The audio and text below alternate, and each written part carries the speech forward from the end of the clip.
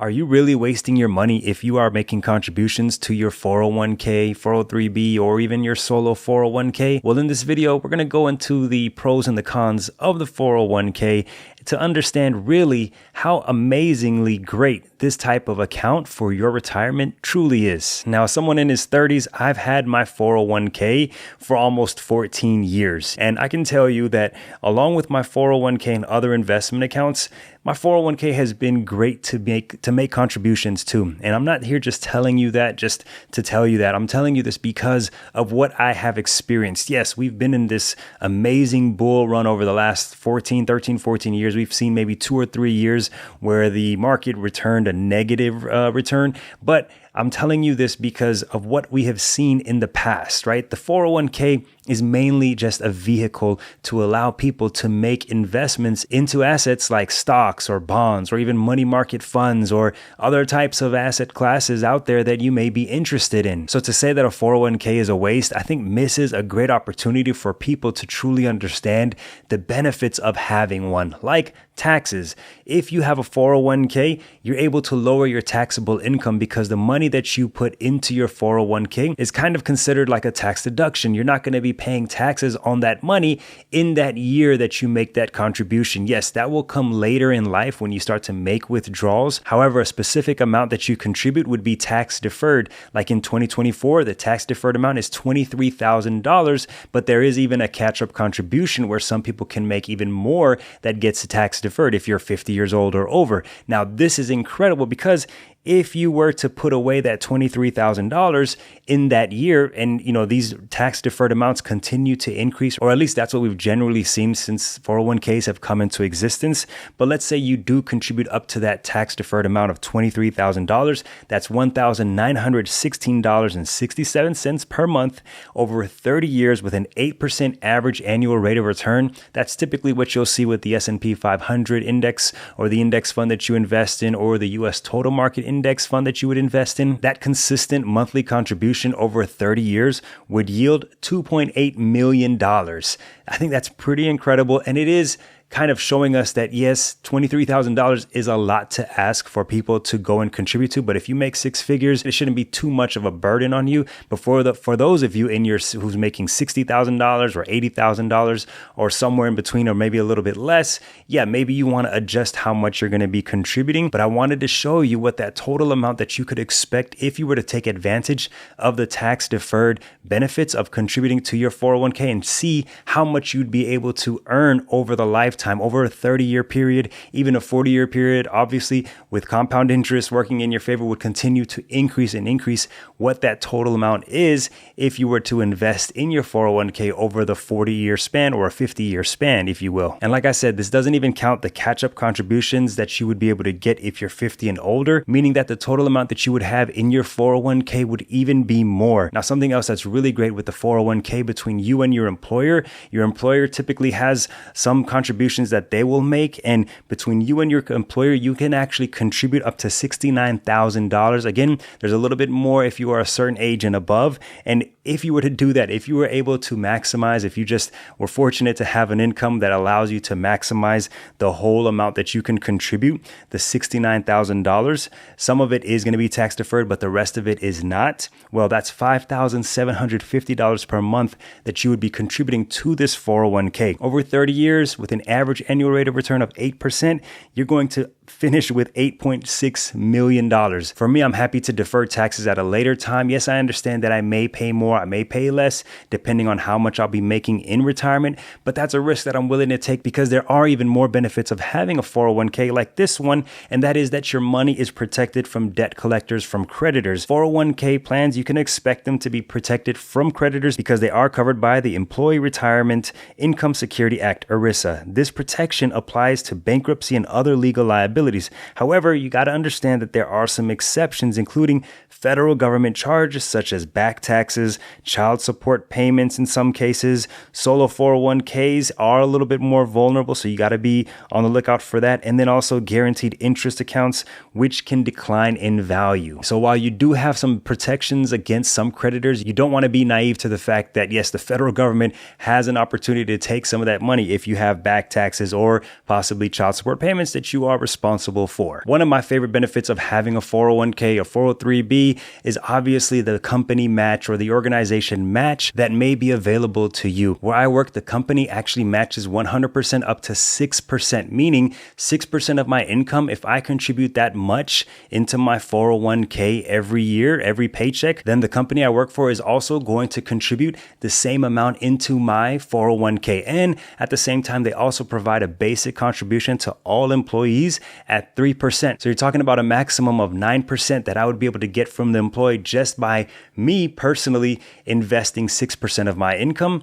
I'm with that 100%. If you have the opportunity to get a match from your company, then you definitely want to be sure to contribute at least the match so that you are getting that money that the company is saying, here, take this for your 401k and use it to invest for your future. And you're not going to get that with other accounts because those may not necessarily be company sponsored accounts. So definitely take advantage of these 401ks, 403bs, where you are able to get a company match, an organizational match that's going to allow you to save even more for your retirement. Now, another benefit of having a 401k is the ability to take loans if the plan allows. This could be great for people who can't secure a loan with a bank, or maybe if the interest is too high that from the quotes that you're getting. And I still want to be careful with this because I've done this in the past. I've done this to pay down debt, and I did this, and what happened was I missed out on some bull runs with the stock market. Had I left the money in the 401k instead of trying to use it to pay off this one loan that might have been a little bit higher in interest, just a little bit, I probably wouldn't have missed out on a 20%, 30%, gains within a year of the market. And that's on me. I just pay the price for it now. But yes, if you are in that situation where you are looking to borrow some money from your 401k, I would just urge you not to make it a recurring theme. Just try to avoid borrowing any money from your 401k and continuing to let it grow. Having a 401k and just managing your personal finances is going to require you to have some stability and to some structure in terms of what you're putting away for savings, what you're putting in your 401k, kind of figure out the math and budget appropriately so that you're not allowing yourself to risk your debt to income ratio for emergencies that come up, because that's what happens in life. Emergencies come up. But if you've got a pretty solid job, taking a 401k loan for any given circumstance may work out for you. Like another example, my wife and I, for our down payment for our home, we ended up pulling a little bit from my 401k to just beef up that down payment so that we could get the house that we wanted. And of course, we were very strategic. We paid off the 401k loan first to make sure that we just knocked that out as quickly as we could to bring ourselves back to close to zero debt. But you just want to be careful with this when you're considering borrowing from your 401k, especially because people tell you, oh, you're paying yourself back. Oh, yeah, you kind of are. I guess you are paying yourself back, but that's still money that you're obligated to pay into your 401k that you cannot access in that moment unless you're a little bit older, of course. And that's kind of the double-edged sword of borrowing from your 401k.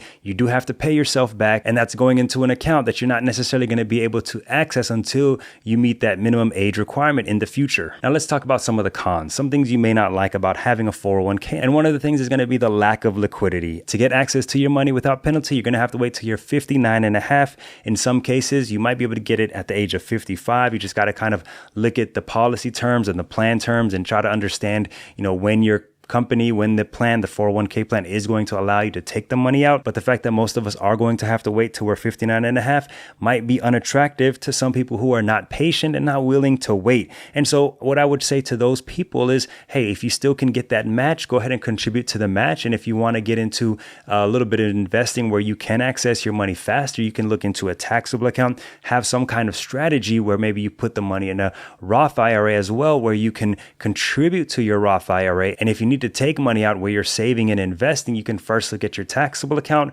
or your Roth IRA because you can take contributions out, and that will help you avoid having to take money out from your 401k and avoid any penalties, early withdrawal penalties, or taking a loan that you would have to pay back. And then you just avoid a bunch of financial confusion that would be created because you needed to borrow some money for an emergency that came up. Something else I want to point out about 401ks is you do have less control as opposed to other investment accounts. And sometimes the investment options in your your 401k may be lacking. They may not be the best ones available. They could have high fees, but I would still, again, invest up to the company match or the organizational match if there is one, and look into investing in other accounts. Like I mentioned, Roth IRAs, HSAs, and taxable accounts. Another point I want to make about 401ks, generally, they're not really good for passing on to heirs because of the time frame of when they inherit that 401k, of how quickly they need to spend that money. It's not really a good account that ends up getting passed on to your heirs. And if you want to learn more about that, let me know in the comment section below so that way we can cover some more information in detail about 401ks like that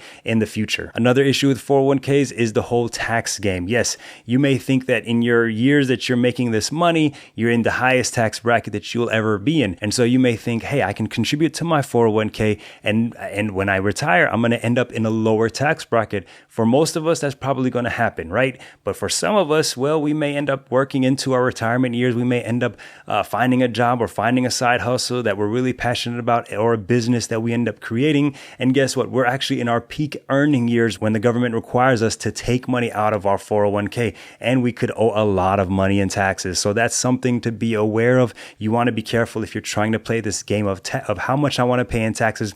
Am I going to pay lower amount now, or am I going to pay a lower amount in the future? And just try to gauge, yourself with understanding that you've got to have a plan when you hit your 59th year, you're 60, 61, 62, and then you're also withdrawing from Social Security. So you want to be careful with all those different sources of income that are going to be coming to you, which is in a way a good problem to have. It's just important that you, I think, get with an accountant, especially as you get ready and closer to retirement, to figure those things out. Now, this is not really a disadvantage or an advantage, but it's just something to be aware of. When you leave your company, you always have the option to do certain things with your 401k. You can leave it there. You can move it over to the 401k that, may be available to your new employer, or you can do what's called a rollover IRA, which I have helped family and friends with before. And it's very simple. If you want to move your 401k to a custodian like Vanguard, Fidelity, Charles Schwab, they have what's called a rollover IRA. And the great thing about this is that the 401k that you were saving in, and you maybe had amassed $100,000, $200,000,